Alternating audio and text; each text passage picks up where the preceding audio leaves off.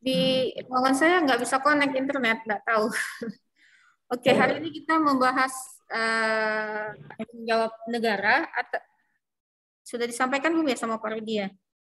Atau kelas Sabtu kemarin yang disampaikan? Saya apa namanya? Apa namanya? Ya, saya sampaikan saja. Tapi saya pikir saya perkenalkan dulu secara dasar berkenaan dengan tanggung jawab negara. Nanti saya bahas juga share screen yang tadi. Tapi saya ingin memperkenalkan ini. Oh, ini belum stop saya. Sudah.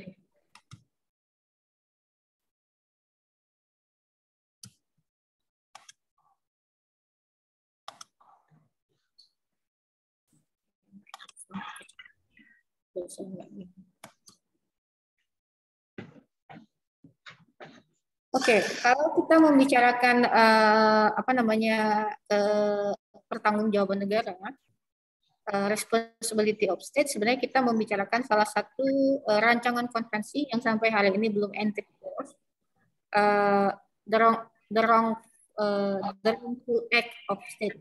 Tapi sampai hari tahun 2001, tapi sampai hari ini belum entry force karena belum mencapai kesepakatan. Menurut saya lebih karena apa ini berkaitan dengan bagaimana caranya menetapkan standar suatu negara untuk bertanggung jawab, dan di sana ada ketentuan berkenaan sanksi. Oleh karena itu sampai hari ini masih mandek, ya. Belum belum disahkan. Tapi ada beberapa hal yang jelas berkenaan dengan, tapi ada beberapa hal yang tetap harus kita pelajari dari draft ini. Draftnya mungkin minggu depan kita ini kan, tapi saya intinya akan membicarakan secara general berkenaan dengan apa sih yang dimaksud dengan responsibility atau tanggung jawab negara. Yang saya sampaikan sekarang garis besarnya, tapi nanti saya sampaikan dalam PowerPoint bahasa Indonesia yang tadi yang saya share. Tapi dalam konsep secara general, ketika suatu negara memiliki kekuasaan, maka sebenarnya juga akan melahirkan tanggung jawab yang besar. Kenapa? Karena pada dasarnya tanggung jawab itu mengikuti hak dan kewajiban. Jadi bagaimana hak itu diberikan dan bagaimana kemudian kewajiban dilaksanakan. Jika link antara hak dan kewajiban itu tidak sejalan, ada gap atau ada kesenjangan yang yang terjadi, apakah bisa saja kita tidak melaksanakan hak kita, tidak mendapatkan hak kita, atau kita tidak melaksanakan kewajiban kita, maka akan timbul tanggung jawab. Begitu juga dengan dalam personifikasi negara, bahwa negara harus mempertanggungjawabkan perbuatannya, tindakannya sebagai negara. Namun nanti Anda akan ketemu bahwa ada pertanggungjawaban tertentu itu yang nantinya akan diserahkan kepada individu, walaupun sebenarnya pelanggaran yang dilakukan merupakan pelanggaran dari hukum internasional.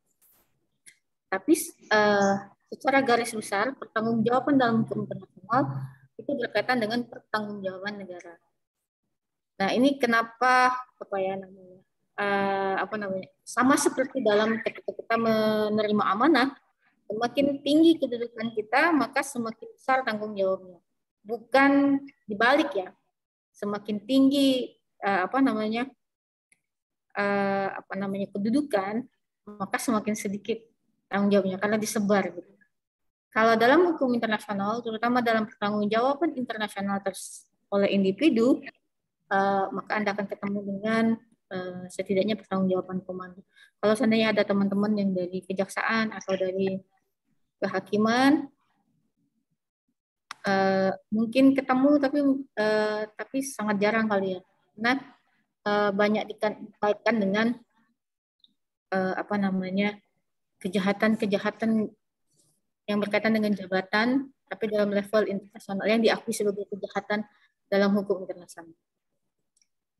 Oke, saya lewatkan soal UNCLOS itu tentang laut karena itu salah satu contoh. Jadi di dalam hukum internasional itu kita punya 3 hal. Nanti kita bicarakan di PowerPoint yang tadi saya share. Setidaknya ada tiga bentuk pertanggungjawaban. Pertama itu pertanggungjawaban, kemudian liability, kemudian akuntabilitas. Nah, nanti akan ada perbedaan tertentu. Ini masih outline ya. Perbedaan tertentu kapan dia menjadi responsibility, kapan dia menjadi liability, kapan dia menjadi accountability.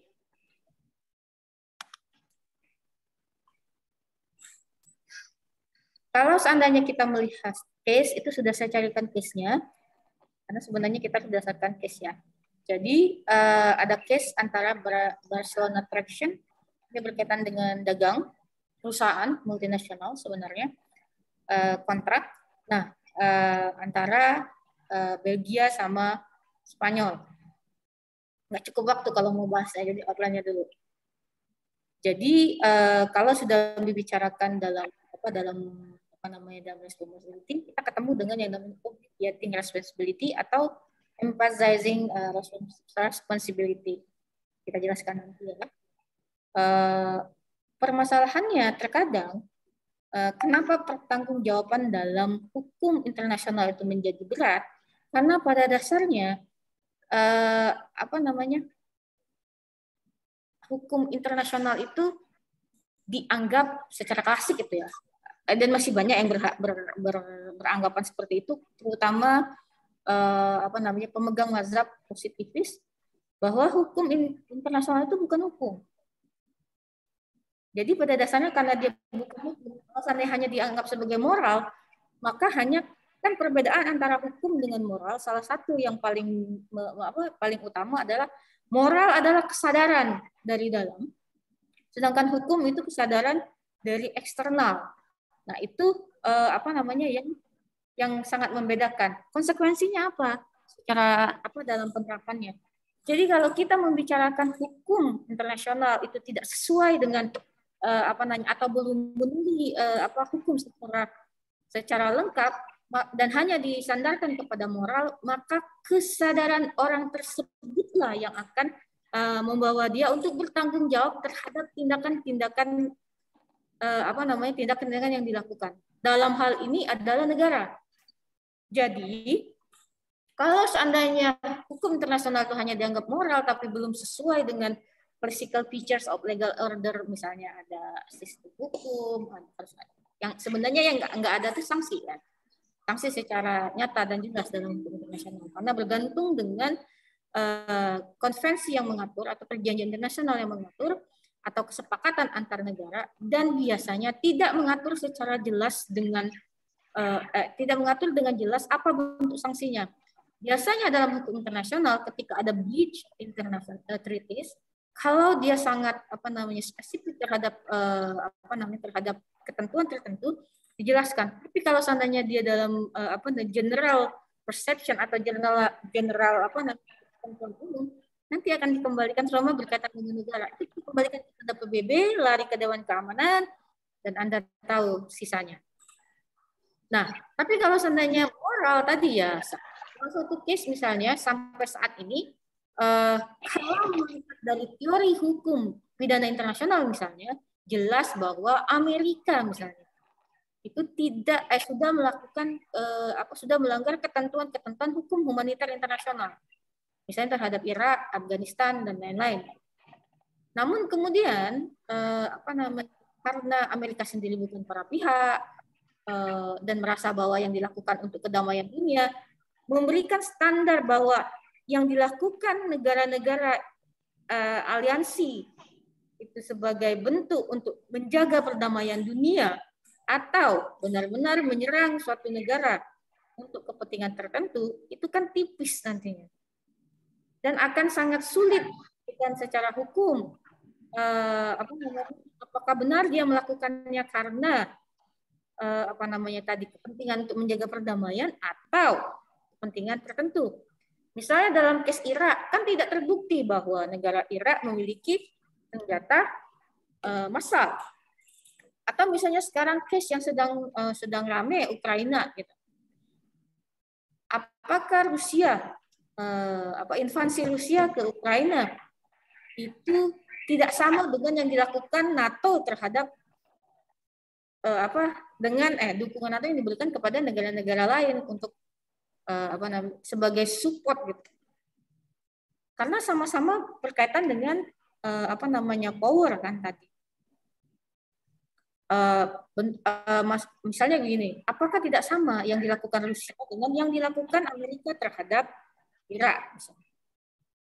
Atau misalnya apakah tidak sama dengan yang dilakukan Prancis terhadap Syria, antara yang dilakukan Prancis terhadap Syria dengan misalnya yang dilakukan Belanda terhadap Bosnia dan Herzegovina, misal itu. Jadi untuk pertanggungjawabannya yang mana? Ini belum selesai semua, udah selesai mata kuliah saya jam 3 ya. Baru menjelaskan outline-nya. Kita sambung di hari Sabtu kayaknya ya. Nah, oleh karena itu akhirnya karena ketidaktentuan berkenaan dengan pertanggungjawaban negara, lahir paradoks gitu. Di satu sisi sudah ada materi ini berkenaan dengan pertanggungjawaban negara, tetapi tidak disahkan, pelanggaran tetap ada, dan penyelesaian formal yang dilakukan berdasarkan kesepakatan antar negara itu rata-rata mengecewakan. Percaya nggak? Kalau nggak akan nanya kan orang misalnya berkaitan dengan kenapa sih Amerika itu nggak dihukum atau kenapa Israel nggak di ini? Kenapa selalu dibahas? Itu kan secara kan nanti dalam hukum internasional misalnya ada resolusi, ada himbauan, ada 1, 2, 3, 4, tapi selalu terasa tidak memuaskan para pihak. Dan kadang-kadang ya mengecewakan. Oleh karena itu, satu sisi ketika kita membicarakan Ukraina misalnya saat ini, satu pihak merasa bahwa ya Ukraina kita harus simpati bagaimanapun perang, apapun judul, tempat, dan siapa yang diserang, itu tidak benar. Bukan sesuatu tindakan yang dibenarkan. Tapi kemudian sebagian mempertanyakan, kenapa harus yang di Ukraina aja yang bermasalah? Sekarang itu misalnya penyerangan yang dilakukan oleh Israel ke Palestina sampai tidak terdengar loh di media. Tapi itu berlangsung terus. Mereka kan kayaknya punya hobi ya, kalau kata teman saya. Pas bulan Ramadan ada aja yang dikerjain sama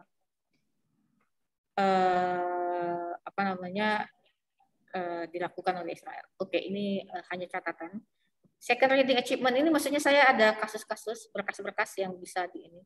Saya selalu ini belum melakukan, belum share ya. Harus diingatkan saya. Nah, kalau sana kita membicarakan pertanggungjawaban negara, setidaknya kita akan membicarakan 3 hal. Pertama, apa sih exactly apa yang sebenarnya atau hakikat dari pelanggaran internasional gitu. Wrongful act yang dianggap sebagai pelanggaran internasional itu yang mana? Kedua, apa sih konten atau extent dari responsibility itu sendiri?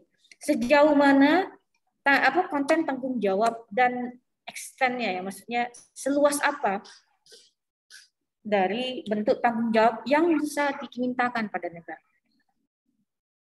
Kemudian bagaimana sih sebenarnya implementasi dari pertanggungjawaban negara itu sendiri.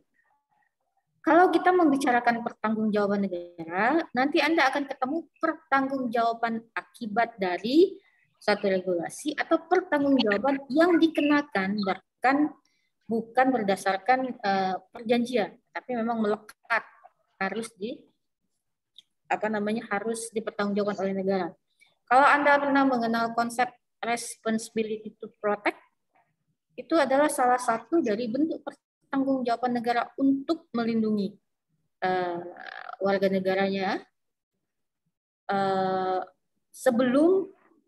sebagai bentuk kewajibannya sebagai negara sebelum ada perjanjian berkenaan dengan perjanjian khusus. Jadi setiap negara itu wajib untuk melindungi orang-orang, ya, maksudnya warga negara, orang-orang baik warga negara ataupun orang asing. Kalau saya bilang warga negara, kesannya warga negara asing, enggak, tapi orang-orang yang ada di dalam negara tersebut. Salah satu bentuknya adalah responsibility to protect. Sebenarnya itu sangat mendasar kalau seandainya R2P ya istilahnya, karena itu sangat berkenaan dengan kebutuhan dasar manusia.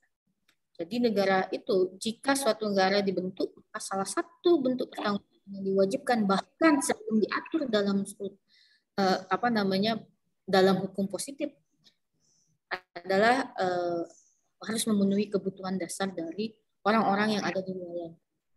Jika itu gagal, maka sebenarnya bisa dimintakan pertanggungjawaban.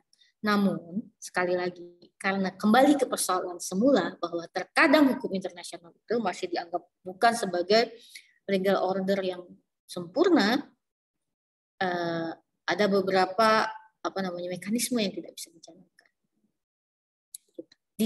Karena apalagi pandangan positif atau lagi terkait dengan hukum pidana, kalau melihatnya itu seperti hukum pidana, harus ada sanksi, harus ini dan ini dan ini, maka mungkin sebagian besar konsep hukum internasional tidak bisa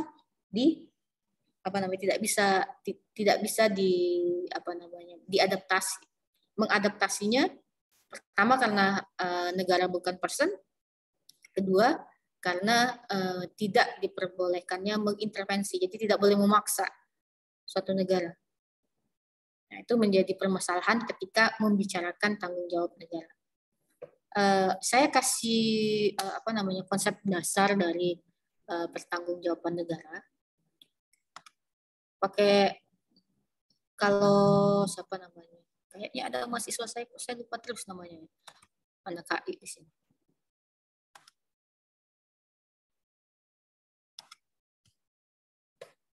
Ini saya sampaikan sebenarnya masih sangat sederhana, tapi mungkin nanti akan bisa menjadi dasar diskusi dan biasanya disampaikan pada anak HI sebenarnya, tapi tidak semua dari HI, jadi mungkin mungkin bisa jadi bahan pertimbangan dulu sebelum kita memasuki 3 PowerPoint saya yang lain yang akan saya jelaskan lebih detail. Dan sepertinya tidak hari ini ya, melihat waktu. Oke. Kalau kita kembali kepada konsep negara berdaulat, dalam hukum internasional negara itu pada teritorialnya itu memiliki yurisdiksi absolut. Jadi itu pada dasarnya kalau masih dalam wilayahnya maka hukum internasional tidak bisa berbuat apa-apa, dalam arti karena itu menjadi yurisdiksi kompetensi negaranya sendiri. Terkecuali hukum-hukum internasional yang diserap dan diratifikasi oleh negara itu sendiri, maka itu akan mengikat negara. Walaupun kekuasaan dalam teritorial itu absolut, tetapi bukan berarti negara itu seharusnya, ya, dalam ini secara teori tidak dapat dimintakan pertanggungjawaban untuk tindakannya yang melawan hukum.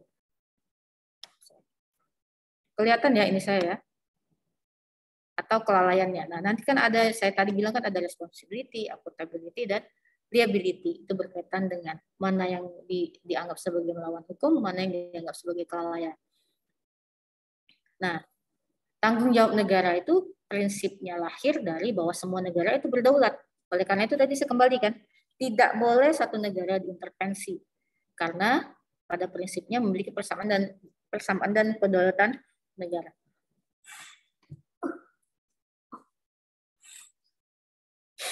Bersin nggak jadi. Oke. Kalau seandainya kita membicarakan pertanggungjawaban negara, itu akan dikembalikan kepada hak. Kalau kita biasa membicarakan mengenai hak asasi manusia, maka sebenarnya negara juga memiliki hak internasional dan kewajiban internasional.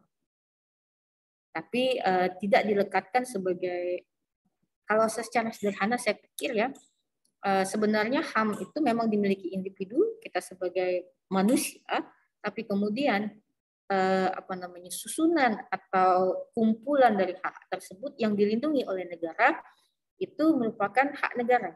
Jadi dalam arti begini, negara lain tidak boleh melanggar hak-hak yang ada, hak-hak setiap manusia yang ada dalam satu negara. Jadi kalau orangnya itu mendapatkan haknya, maka negara itu berkewajiban untuk melindungi, mengakui, melindungi, memenuhi hak tersebut.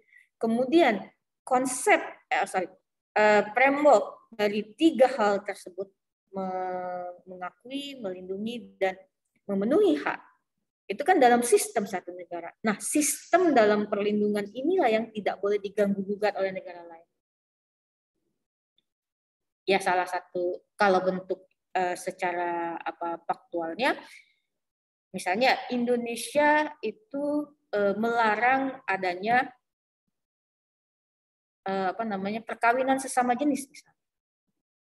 Itu hak Indonesia dan dilindungi hak itu, dan orang Indonesia, maksudnya negara memberikan fasilitas bagi warga negara Indonesia ketika menikah, itu dalam undang-undangnya ditentukan sebagai person to person, satu perempuan dan satu laki-laki.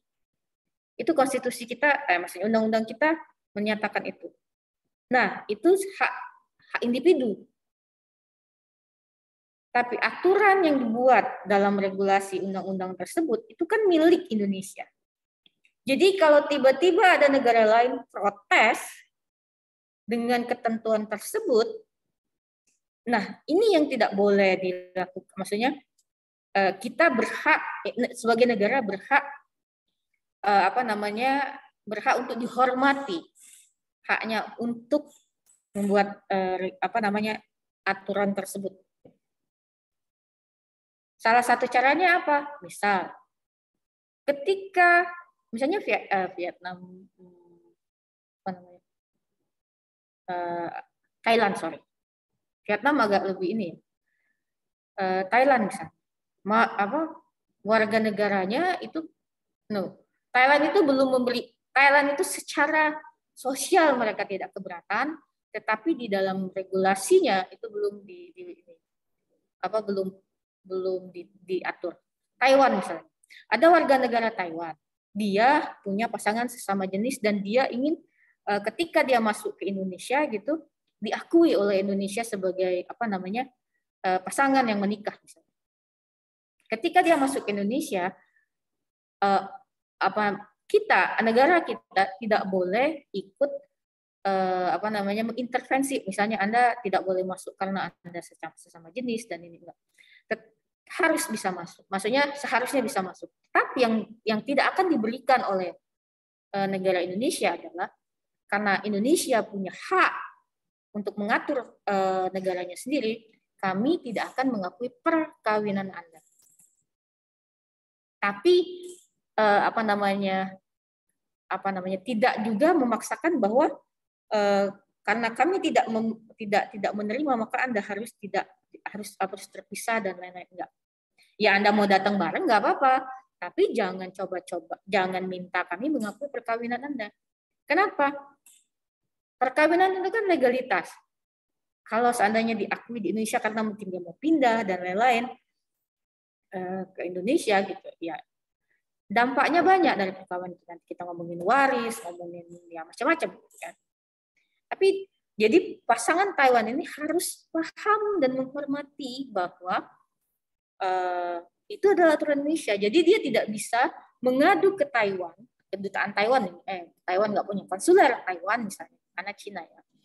Nah, sama Cinanya aja masih bentrok ya. Nggak menyatakan bahwa Indonesia melanggar haknya. Kalau melarang masuk karena dia sesama jenis, Indonesia salah. Beda ya. Tapi kalau mereka protes karena Indonesia tidak memfasilitasi perkawinan mereka nggak bisa protes. Kenapa? Karena hukum yang berbeda. Atau misalnya saat saya bisa ditanya dalam satu konferensi ya, dalam satu diskusi, mereka menanyakan Indonesia berkaitan dengan gender ketiga. Saya bilang apapun yang Anda tanyakan berkenaan dengan gender ketiga, ketika kita membicarakan hukum di Indonesia, gender ketiga itu tidak diakui dalam arti kata, bahkan belum masuk dalam ini. Jadi dia jadi hak yang melekat ketika itu berkenaan dengan gender ketiga, karena sekarang kan gender banyak gitu. Anda mau macam-macam sekarang namanya. Ya, kami maksudnya tidak berkewajiban untuk memenuhi. Kenapa? Karena regulasi kita memang belum punya. Tetapi kalau kedudukan dia hanya sebagai person dan dia merasa bahwa gendernya itu berbeda dengan yang sudah ditentukan oleh negara nggak bisa memaksa. Ya kalau dia merasa bahwa dia sebenarnya dia istilahnya fluid gender misalnya, bahwa gendernya itu bisa berubah kapan saja gitu. Ya kita nggak bisa maksa. Kenapa? Itu perspektif dia. Dan itu hak dia untuk memilih preferensi dari gendernya sendiri. Tetapi jika dia memaksakan bahwa harus diterima, ya monggo, belum bisa. Oke. Nah, jadi kalau seandainya kita membicarakan tentang hak negara, salah satunya adalah hak dari kita untuk mendefense sistem yang kita punya. Namun, bentuk pelanggarannya itu bisa saja berkaitan dengan individu-individu. Jadi, individu yang merasa terlanggar tadi sebenarnya menggugat negara. Karena misalnya tidak memberikan haknya. Jadi bukan nanti person to person yang ini. Walaupun nanti misalnya perses siapa, tetapi sebenarnya yang mereka gugat dalam bentuk hak negara adalah sistem yang dimiliki negara tersebut. Ini saya mohon maaf ya, karena kadang mahasiswa salah, nggak cuma masih kita ya, bahkan saya itu kadang salah meletakkan konsepnya. Atau misalnya contoh yang lebih 5 menit lagi. Jadi misalnya contoh yang tapi agak ngeri ya contohnya, misalnya berkaitan dengan yang dilakukan oleh komando militer dari Hutu. Anda pernah dengar Rwanda case? Dalam Rwanda case itu komandan setelah ini kuliah apa ya? Sebelum saya mengambil terlalu banyak. Hukum lingkungan, Bu. Dengan Pak Agus. Pak, nanti ingetin saya ya. Iya, Bu. 4 menit. Tak tahu Pak Agus sudah masuk. Sorry ya. Jadi misalnya kalau seandainya dalam case yang banyak terjadi itu misalnya berkaitan dengan lingkungan atau misalnya militer. Dalam militer itu kan ada pertanggungjawaban komando. Orang sering maksudnya kita sering salah mengartikan bahwa tentara itu bisa dihukum dah. Kalau seandainya dan bisa langsung dibawa ke pengadilan internasional. Kenapa? Karena dia melanggar pidana. Tapi sebenarnya dalam konsep hukum pidana internasional bukan permasalahan memang pertanggungjawabannya itu individu. Tapi yang diminta pertanggungjawabannya sebenarnya negaranya yang gagal menegakkan hukum pidananya. Tapi yang diangkut ya memang orang-orangnya langsung. Asal dia memang melanggar kejahatan internasional. Kejahatannya sudah ditentukan kalau dalam hukum internasional. Nanti juga Anda ketemu kejahatan internasional itu nanti bentuknya ada yang transnasional, ada yang full internasional. Jadi orang kadang kita mikir, wah itu hukum internasional bisa menghukum individu. Iya, pertanggungjawaban bisa dimintakan secara individu untuk kejahatan tertentu dengan personifikasi negaranya. Gitu. Jadi nggak bisa asal angkut nggak bisa asal angkut orangnya. Misalnya saat Indonesia banyak yang kalau Anda nanti sempat misalnya ada seminar di luar berkaitan dengan hukum pidana internasional, sering banget tuh Indonesia di utak-atik tuh. Kenapa? Kasus tim-tim. Tapi dalam hukum internasional kan jelas bahwa sebelum meminta pertanggungjawaban negara, maka didahulukan adalah pertanggungjawaban berdasarkan hukum nasionalnya dulu. Sampai pada jika sudah tidak ada lagi upaya hukum yang dapat dilakukan oleh hukum nasional, baru hukum internasional berlaku.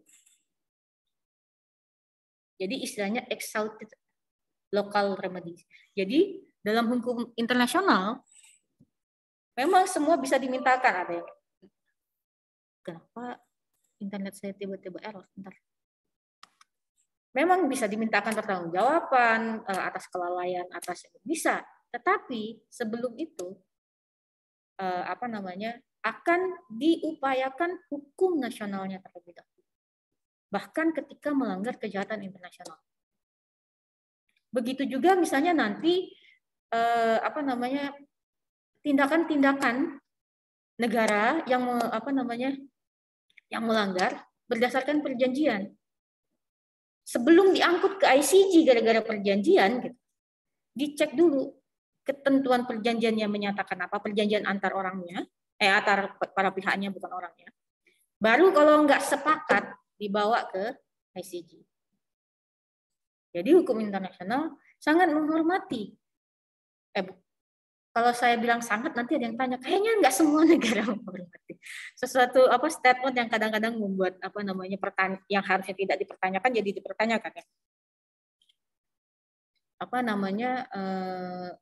Jadi sebelum masuk ke level internasional akan diberikan hak-hak nasional dulu, mengingat prinsip tadi bahwa kita harus menghormati kedaulatan negara lain dan tidak boleh mengintervensi, serta persamaan kedudukan di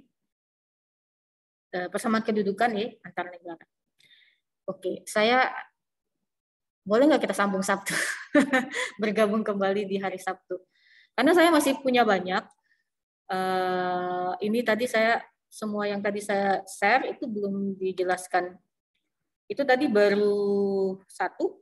Kemudian ini ada berkenaan dengan bagaimana negara berusaha lari dari tanggung jawabnya.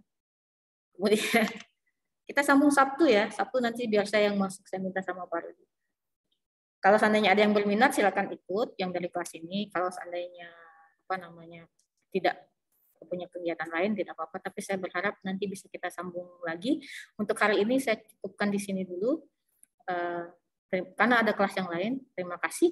Wassalamualaikum warahmatullahi wabarakatuh.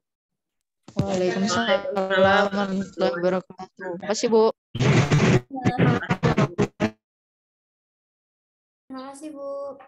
Sama.